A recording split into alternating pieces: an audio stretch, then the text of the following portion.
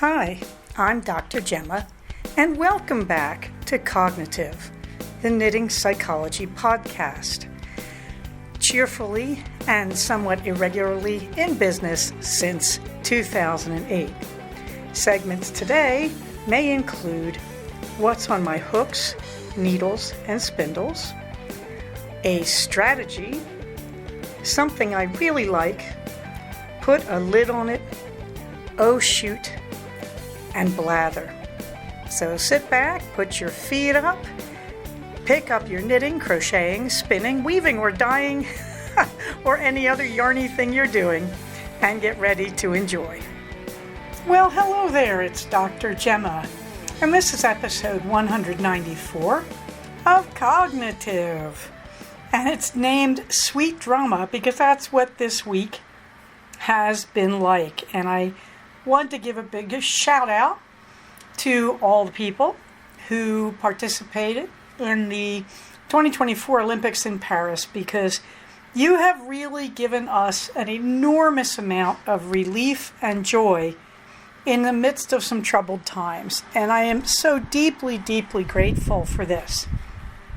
So if you go to the show notes at cognitivepodcast.blogspot.com or on our group on Ravelry, I could not resist putting in some Olympic pictures. And I have to admit, my favorite is at first, and that is a member of the Japanese equestrian team who got bronze, and he took a selfie holding up the medal with his adorable horse. The reason I love this picture is I am so weary of the years of equestrian events that have been very cold and very elitist and very remote and very much about riders when there's a lot more to it than the rider. So I just love this gentleman holding up his medal with the horse, and the horse is having fun. The horse is thoughtful. It's looking at the camera and it's chewing and its ears are flipped around. I mean, it's really thinking about what are we doing here. And it's worth $1 million, and it's true, Minerva did make me do it. I should add that these pictures are in no particular order, but I admit my favorite is the Japanese equestrian and his wonderful horse. However, the next one I put in was the first all-black podium in the Olympics in gymnastics, and that in itself would be noteworthy. But what I cannot help but admire is the silver and bronze medalists, two elite athletes in their own right, one of them more decorated than any other gymnastics athlete at the Olympics. They actually do this insanely beautiful gesture. When the gold winner steps up, they look at each other, grin, and they bow to her. And I mean, they're like on their knees, holding out their flowers, doing this gesture, extending their arms. I know you've all seen it. It's just beautiful that you talk about the sportsmanship at the Olympics, and usually on the podium you see the person with gold is trying to be noble and heroic and trying not to gloat, while the silver and the bronze are trying to look like, yeah, I'm really thrilled about this and I didn't really need the gold. And many of them, I'm sure, think that. Not this one. These women are just beautiful.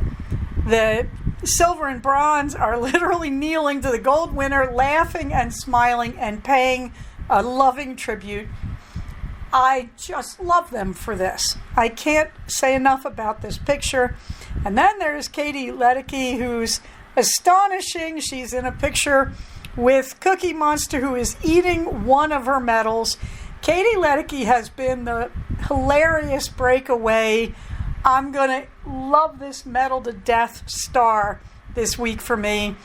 She shows up in this Sesame Street picture with Elmo and Cookie Monster checking out her medals, and Cookie's got one in his mouth and he's saying it. The ninth one tastes as good as the others. She also walked onto a weather forecast in the cutest thing I've ever seen. The weatherman can't believe it. He is so excited and he's babbling. It's so beautiful. So thank you, athletes from all over the world, the beautiful people who showed us tremendous sportsmanship. Thank you to the male gymnast, no, I'm not saying names, who did the horse, and like me, he has strabismus, and he wore glasses. I am so grateful to you. After years of being cross-eyed, this guy has not only strabismus, but another disorder, and he does his gymnastics by feel. And thank you. Thank you from the world's most excited, cockeyed optimist. Thank you, sir, for what you did. Thank you. Thank you to the beautiful people who brought home medals, to St. Lucia for the first gold they've ever had.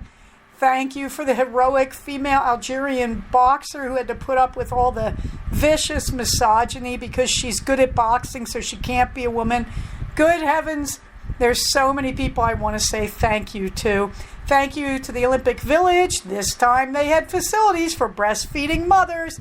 Thank you to the American woman who made that happen for the American part of the village.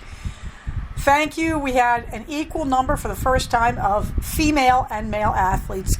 What a week. Talk about sweet drama. So I guess that's the warm thanks as well. Although I want to thank the people signing up for CFRX. I believe we're at about 25 now, although I am waiting for payments from some of you who I know are coming but haven't sent the payment yet. Help! I don't feel like calling you out here. I will if I have to, if we get closer, just because I want you to know and I'm worried about it, and anybody who knows them should tell them. All right, but enough of that madness. The information for Cognitive Fiber Retreat 10, alias CFRX 2024, the link is right there near the top of the show notes, and it'll take you to our information thread on Ravelry. And it's true. We are about 6 weeks out from it. I could choke. I'm so excited. I'm really excited because there's a lot of new people to welcome to the list this week. Today's group being, I believe, the OC contingent, or part of it. We're waiting for one significant member that I hope he's coming. You know who you are. But I'm so pleased. I'm so pleased. Can we pay for it? I think we can. I think we probably have enough at this point if everybody who already is coming signs and pays. I think we're good for the money, and I'm really happy about that. And we have more made coming, which leads me to suggest, hey, if you normally vend and you're coming, you should talk to me. I'll do anything I can to help you. You know, one of the things I'm learning this year is we may be changing the rules for CFR 11. The reason I say this is we have fewer signups now. It is utterly possible it's because of the timing. CFR has always been in October. So a lot of people are probably expecting that. We had this problem once before. I think it was like CFR 3, or maybe it was a little further down the line, where we moved it into September for the exact same reason that we were observing spiritual holidays for a large part of our group, and that's important. We want to show the love. This is CFR, man. It's a love-in. So we had slower sign-ups, and we had people who didn't like some of the classes because they were not knitting.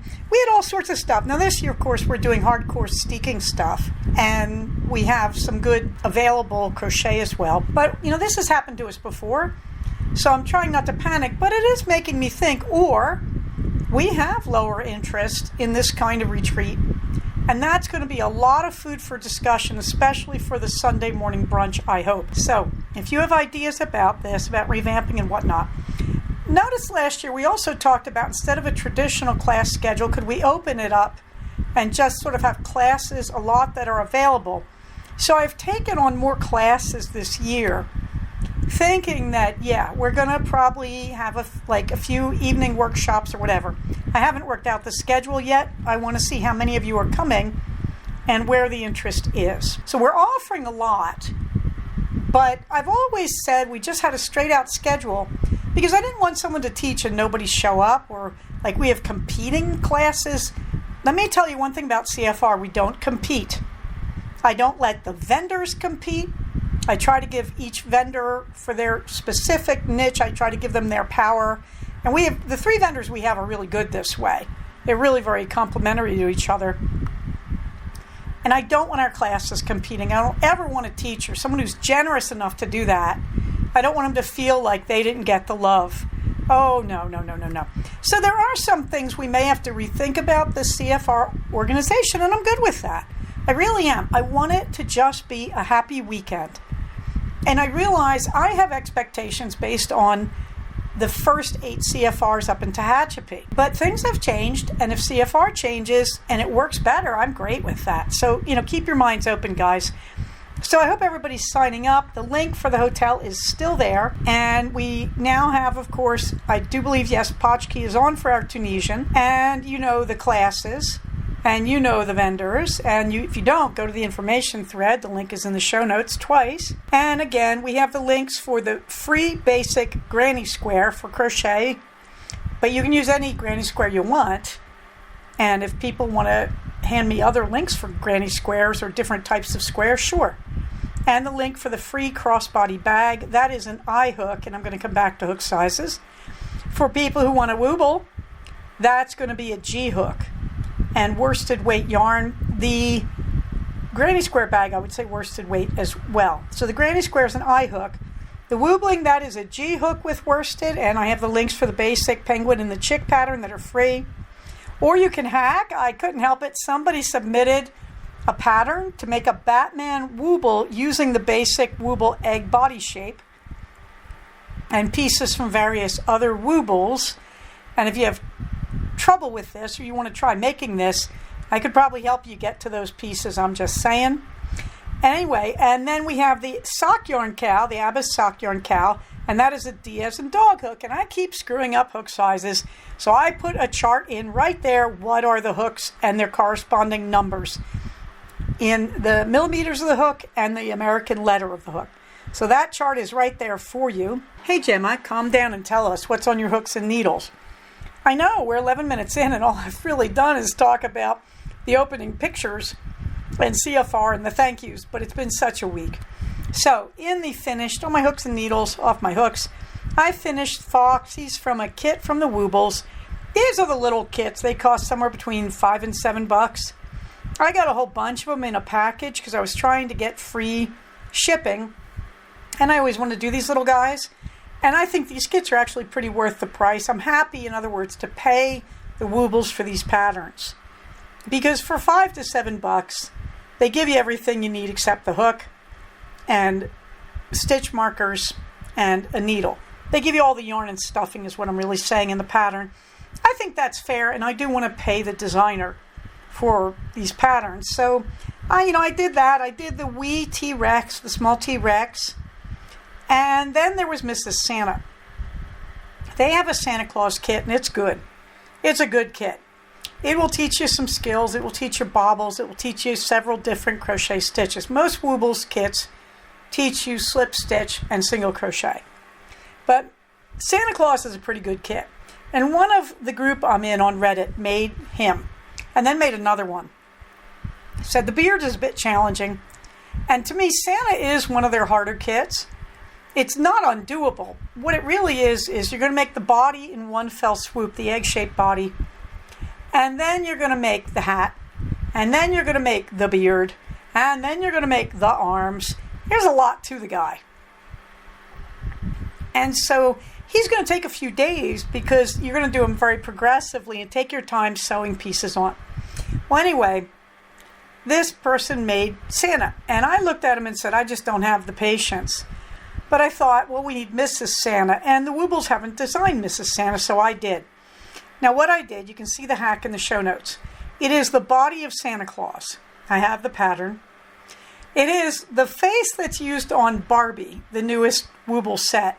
Really all it is, it's a typical Wooble's face that they use. Everything's from their typical human face that they use on like Santa, they use on Harry Potter. But I used the Barbie pattern to look at to get the face. All I really did, I put the eyes on. These are safety eyes, 10 millimeter. And I sewed a little happy smile on it. And then I took the hair from Albus Dumbledore, the pattern, the Harry Potter Woobles pattern set, the collaboration. And I made Dumbledore's hair, and I sewed it on, and I tacked it down just in the front to keep the hair out of Mrs. Santa's face. And then I just designed an embroidery pattern. You can see it's extremely simple for the bottom of her skirt. And so I couldn't help myself. I was on the Woobles site ordering I believe they have these little collectible tins. I should be getting them tomorrow, I think. And I just thought they were adorable and I wanted the tins. So I ordered the tins. So I was on the chat and I put up a picture of my Mrs. Santa. And to my surprise, and you can see it in the show notes, the chat person was online. She immediately sent me a little picture of the Woobles line. It's a cartoon of the Woobles line with hearts looking kind of sappy. Like, oh, that's so cute expression. And I thought, well, that's nice.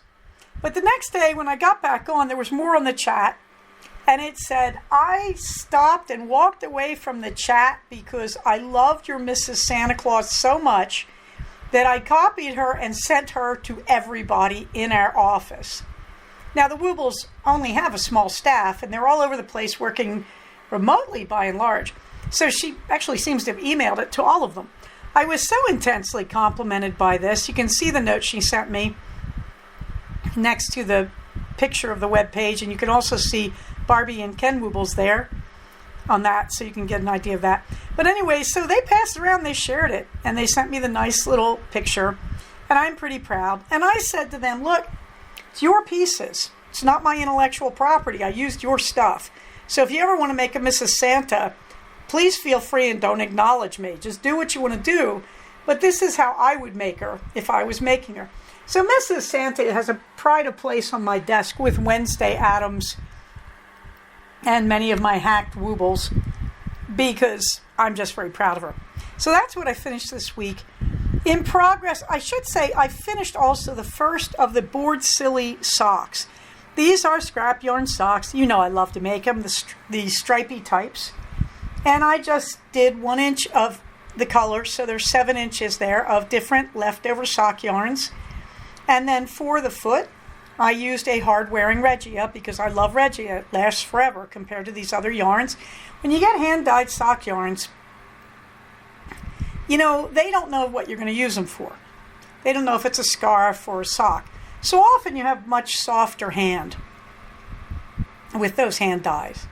Regia knows you're pretty much using them for socks. They're designed to stripe at a sock gauge. I'm putting Regia on the foot. That's the long and the short of it. I really want the foot to last because I want the leg to last because I love my stripes. I usually do 2 inches of ribbing at the top, so I use 2 different colors for the ribbing. So you can see the first. This sock is breathtaking in real time. I'm not joking. It's so beautiful. Currently, I am a good way down the foot on the second sock. Have not yet put in the afterthought heel.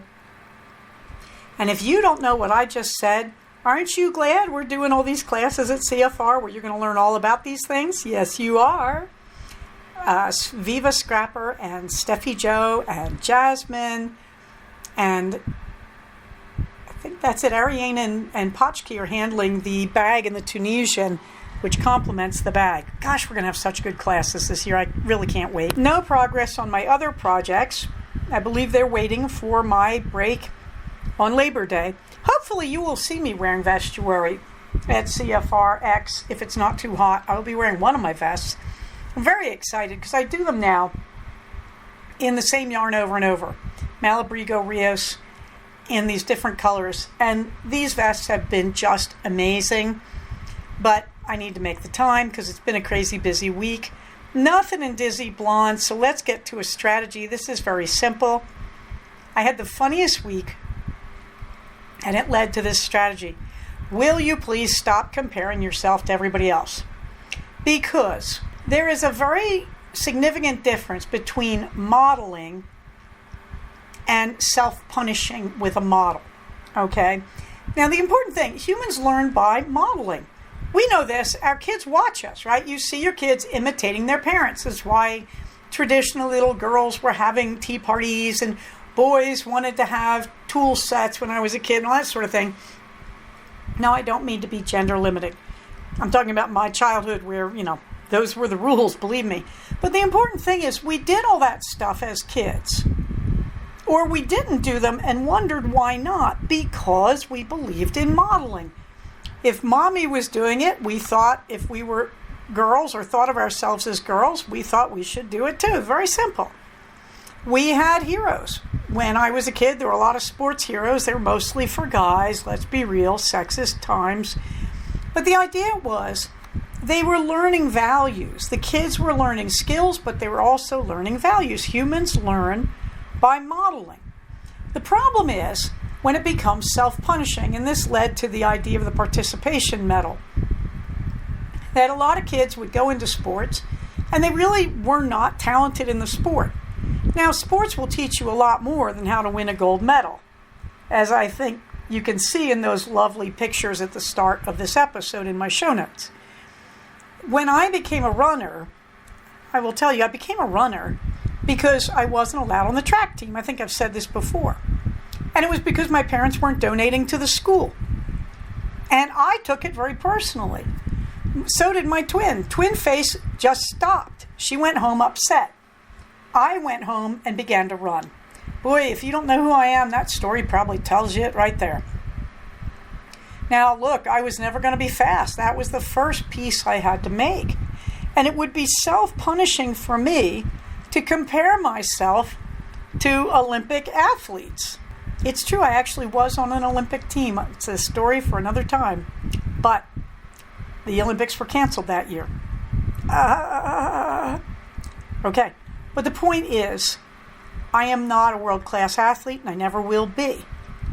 Except, I'm 60 years old and I'm running. I'm 63. That's pretty good. And that was always my goal. Endurance, not speed. I have always known this.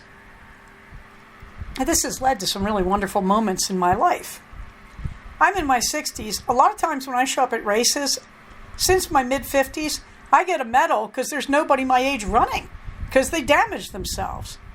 Endurance, not speed. I have always been in this whole thing for, pardon the horrible pun, the long run. And it's paying off now. Okay, but believe me, there are many runners better than me. How do I know?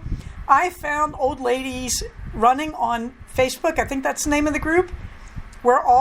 I think we're 50 plus, but I saw a lady who ran, there's a tradition in the group, you run your mileage on your birthday. She ran 8.1 miles in the 90-degree heat in Texas. You know what that means, right? She's 81. I'm chickening out of the 70-degree heat in California in my 60s. You bet on September 4th I'm going to go out for 6.4. You bet. I owe you girls. You girls are role models for me. And that's what I want you to get. So Kath Wood wrote in this week, and she wrote this really great post. And she said, I really, really want to support your statement that we don't run to lose weight. And in the course of this, she says her weight, which is amazing. And she says, I run ultra marathons. I just wanted to die. Do you know how much discipline that takes? And how much time that takes? I nearly killed myself running marathons. I did 1 marathon a month for 3 straight months. I cannot tell you the time commitment. It took me years to get up to that first one, which was the LA one in 2003, I'm proud to say. And then a month later, I ran country music in Nashville. And a month after that, I ran rock and roll in San Diego. I cannot tell you how hard that time was. I spent all my spare time hiking in the mountains to build endurance and running and praying that I wouldn't pull something or sprain something. So, man, Kath Wood, I stand up and salute you. I believe she's in her late 50s. I stand up and salute you, girlfriend. You are my hero. That is so awesome. Would I like to run an ultra? Oh, yeah. I'd like to run a trail ultra, let's be honest. I don't want to run on streets. I want to go out in the middle of the wilderness. I really like to sightsee when I run and sometimes punish myself. No, I'm kidding. But the idea is, Kath Wood, I want to stand and salute you. That is wonderful. Congratulations on the discipline and the training. What an achievement. And I will never equal it. And I don't care because I know who Gemma is, and Gemma's maxing out the way she's running right now. Will I ever go higher than a 10K? I don't know. I am considering half marathons. I'll be honest, I don't know if I actually want to run for 2.5 hours anymore. I used to really enjoy that. But I don't know if I feel that way anymore. And it takes a lot of time, and that's going to be significant running through the winter. I don't know. Now, I can beat myself up. Oh, if only I were as good as Kath Wood. Or I could make excuses. Well, she's 4 years younger than me. Don't be ridiculous. When that woman is 63, she's probably going to continue right on doing what she's doing. That is awesome. And I consider her a role model. Oh, Kathwood, you're probably writhing in your chair right now because I know you're more modest than this. But I consider that excellent role modeling for the rest of us. And I am deeply grateful to know one of my listeners is disciplined and strong this way. Beautiful job. And I'm no better and no worse than you. I am what I am. And that's modeling. But I'm not going to sit here and self-punish over Kathwood's success. Why would I? I think it's a mark of adult maturity to rejoice in your friends' accomplishments. Now, meanwhile, Chris Al wrote in and she talked about having lactose intolerance and various other issues. And she wasn't writing about this, but it made me sit up and say, you know what, though? A significant part of my fueling as a distance runner is coming out of lactose. And this is interesting because it also used to be glucose. So I'm concerned if I go on longer runs, I can't handle refueling in the middle of the long runs, eating glucose gels. I'm not really sure what you do to refuel if you're not a glucose eater. And I've seen a lot of half-baked solutions online, and I don't really trust them. I'm not messing with my diabetes for the sake of a half marathon. But that's another point, that I have been very lucky. When you get to 63 and you can still run like I can run, you have avoided a lot of major surgeries and accidents. And in the older ladies running group, we do have people who say, I'm coming back from major surgery. Gigi Knitmore has written to me twice about Mick Jagger being a role model for her because he's in his 70s and he's hopping around hard on a stage after cardiac surgery last year. Listen, my dudes and dudettes, that's a role model. Not for the drug use, but I have to hand it to him. But Chris All reminded me that there are good reasons why people cannot do what I am doing or what Kathwood is doing. And that's the whole point. You can't compare. You have to say, what are my personal goals and do I have a plan to meet them? Let me remind you, in November of 2023, my personal goal was 15 minutes, easy, at any pace, on an indoor bike. Okay, now I'm up to 3 miles pretty routinely several times a week, and I'm heading towards 6.2. I'm debating because there's a race I might want to do in December that would require 12K instead of 10. I'm debating. That's 7 and some change, I think, close to 8. At any rate, you just have to say, if I am able to run, if I am able to work out athletically, lift weights, skeet shoot, archery, I don't care. If I'm able to do these things, a lot of things are in place, including health and environment, that are letting me do these things. And not everybody gets those things. Not everybody gets those things. So please, the strategy, stop comparing yourself. Use modeling. I admire someone who pushes themselves and uses discipline to compete or not compete at all, but work out at their own level. That's modeling. If you're going to use this to self-punish, you're going to reinforce depression. You'll never get off the couch.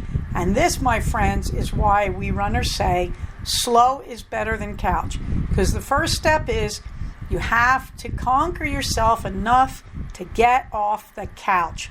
Whether you do it for 3 minutes, for 30 minutes, 3 hours, or 3 days.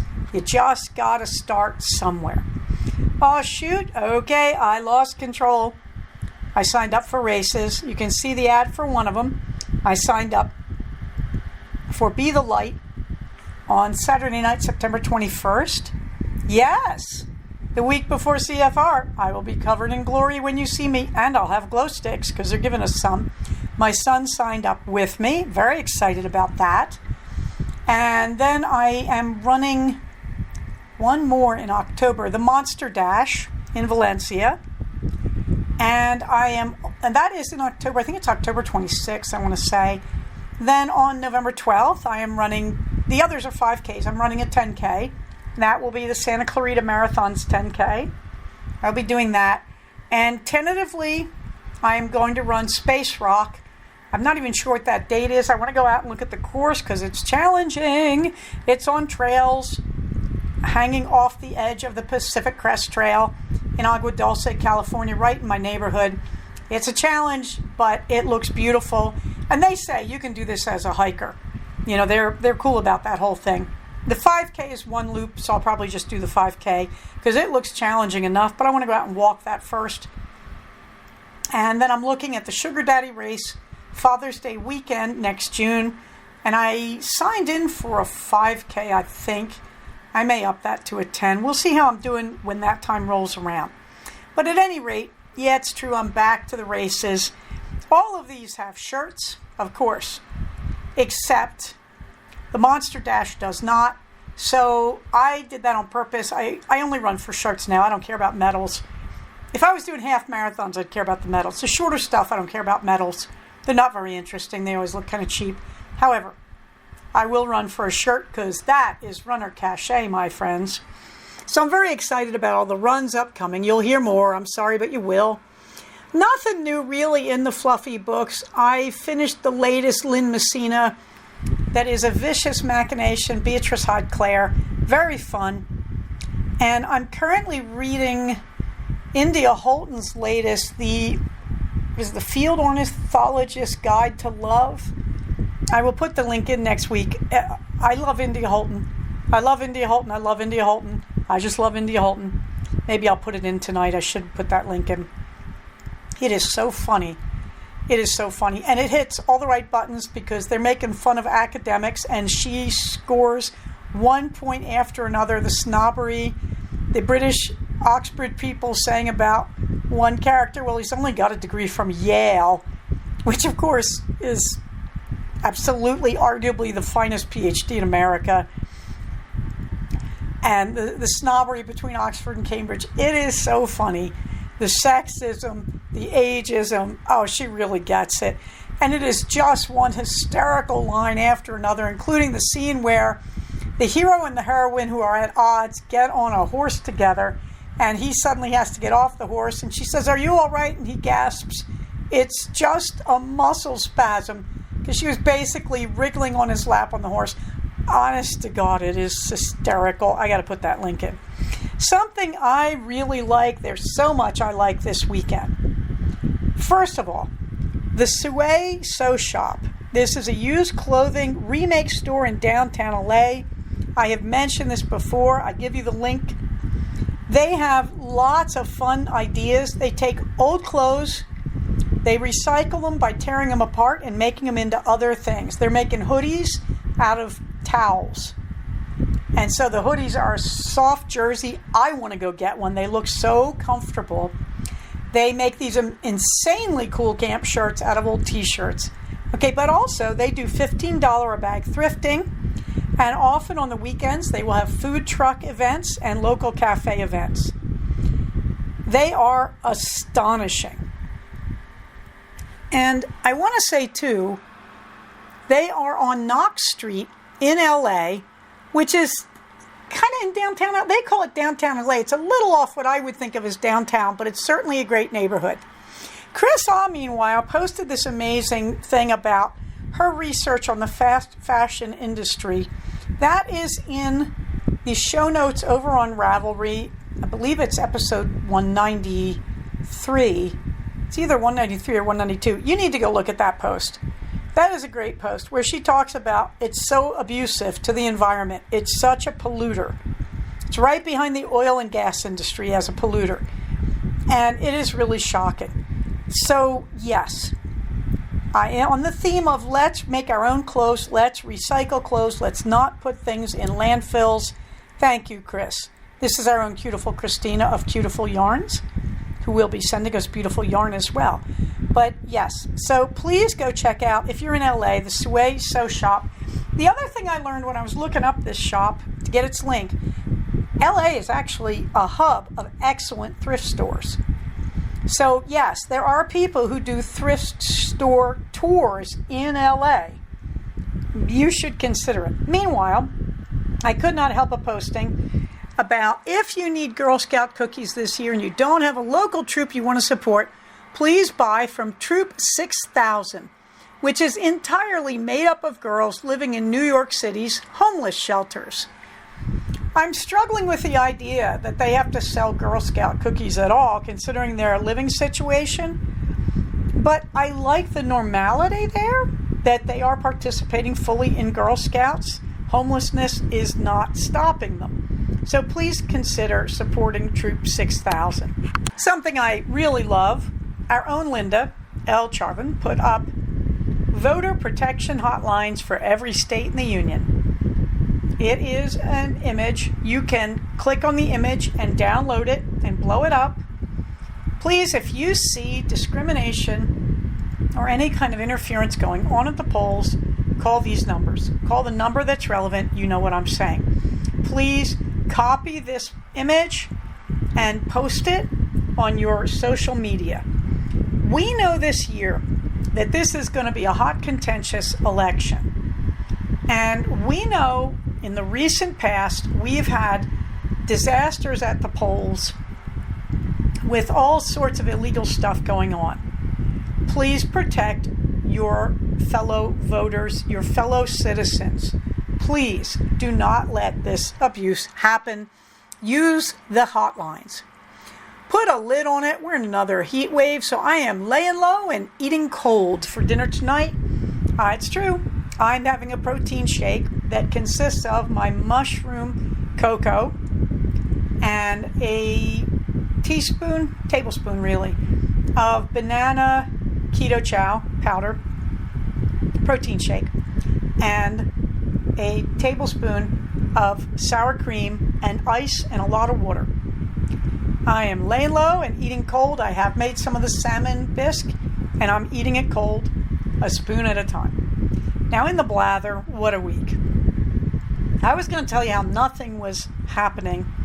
Nothing is going on. I sent in my old iWatch to replace the battery. My son is about to inherit it to go with my old iPhone because he now needs a watch hooked up to his phone to support his running, which I'm proud to say. Proud mommy, he's in cross country even now. He's out running with his team. And he's very serious. He's continuing his running without cross country. He's continued it all summer. I'm very proud of him. I spent last week, the world's most frustrating weekend, trying to get the iWatch serviced at an Apple store because whatever good things Apple may do, service at the Apple stores I have been to is simply awful. It took me all day to get them to take in my iWatch and agree to change the battery. It was an all-day party. I did manage to get a haircut, so it wasn't a total loss. On the work front, I just found out today I am the clinician of the month. That was a vote among my colleagues. They said kind things about me, thank you. And then there was the patient that I terminated with, and she made a thank you poster for me. And you can see part of it in the show notes. It's a collage. There's a bouquet of flowers in the middle and all these wonderful sayings. I simply love, you don't have to be perfect to be amazing. She just did this up. And what really is kind of important to me about it, apart from the sheer love, and she's going to roll it up and send it to me, I am so blown out of the water by this. When she showed it to me, we were meeting in a Zoom meeting. I literally, can you imagine me speechless? Well, actually I wasn't, I babbled, but I couldn't believe it. I have never had any patient in, what is this now, 43 years of paraprofessional and professional. I've never had a patient do this kind of thing for me. I was so moved.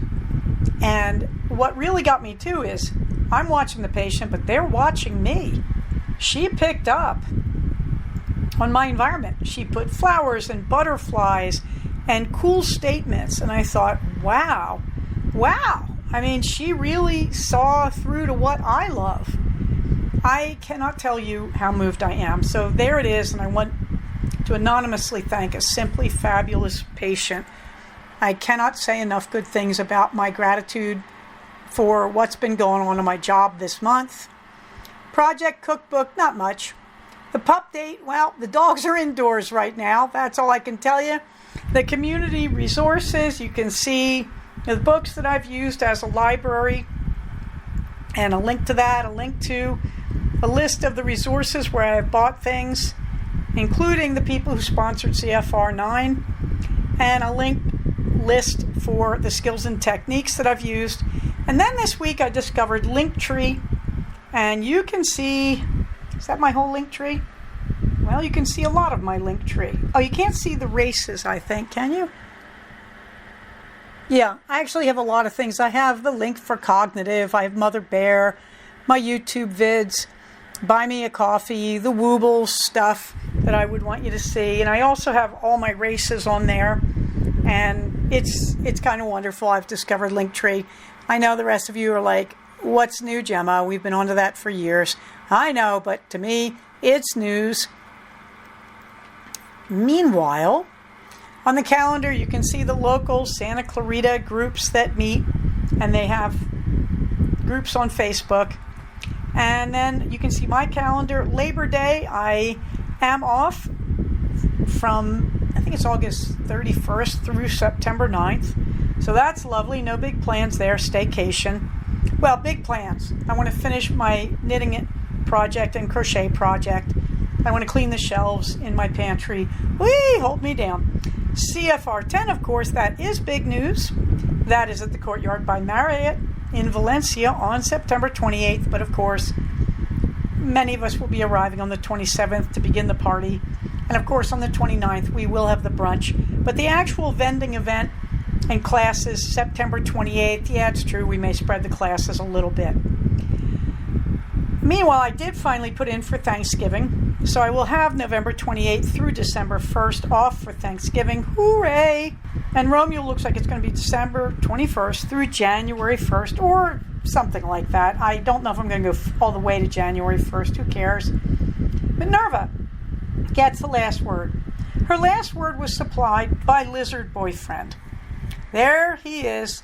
I was sitting in my study and I heard splat and weird scrabbling noises. It was Lizard Boyfriend landing on my screen.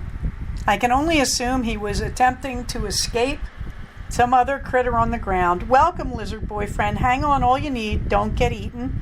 You can also see our magnificent view or part of it. I couldn't resist the cat meme about the cat who's told his favorite joke and is laughing. And of course, I think it's imperative to continue the string of childless cat lady jokes. So there's two waitresses saying, "Go, Kamala." And of course, there is one of my favorite Kamala posters with the silhouette of a cat. I don't care who you vote for.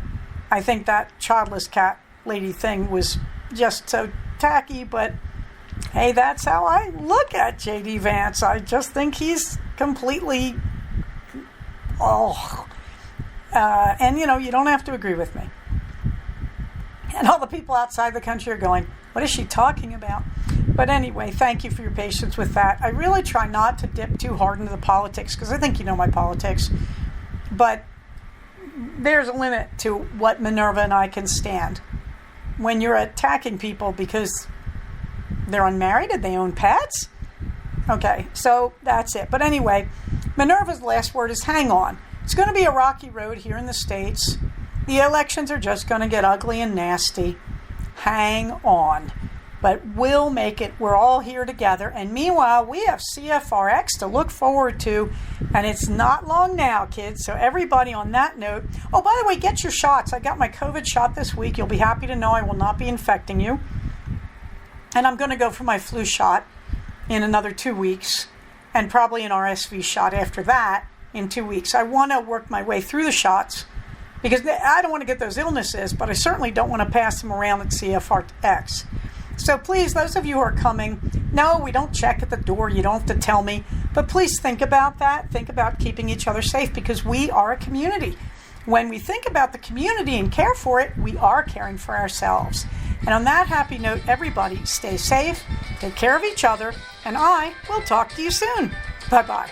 So we have come to the end of another episode of Cognitive. Please do not use this podcast to diagnose yourself. If you think you are having a mental health problem, please contact a licensed mental health professional. Show notes for these episodes can be found at cognitivepodcast, all one word, cognitivepodcast.blogspot.com. Episodes can be found at iTunes under the name Cognitive Podcast, but also can be found posted next to the show notes on the Blogspot page. Thank you so much for listening. Everybody, stay safe, take care of each other, and I'll talk to you soon. Bye-bye.